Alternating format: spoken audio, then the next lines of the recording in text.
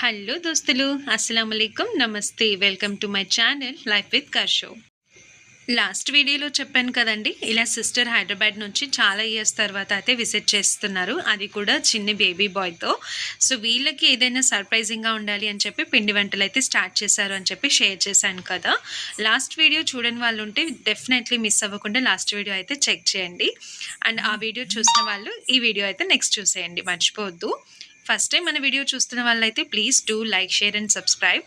So పిండి వంటలు ఏమేమి చేశారు అన్నది మీకు చూపించేస్తాను.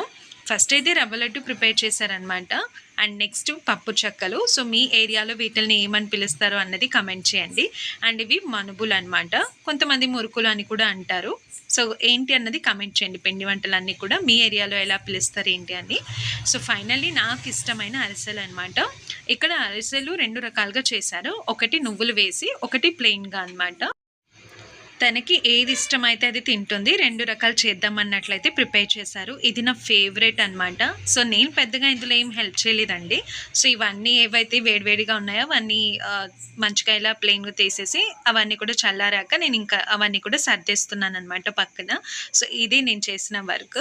అండ్ ఇక్కడ ఇది కూడా వీడియో తీస్తాను మమ్మీ అని అడిగాను, ఆయిల్ ఉంది వచ్చా అంటే తంతాను అన్నారనమాట. సో అందుకనే వీడియో దూరం నుంచి జూమ్ చేసి తీసానమాట. సో ఫైనల్లీ ఎలా ఉందో కమెంట్ చేయండి. Please do like.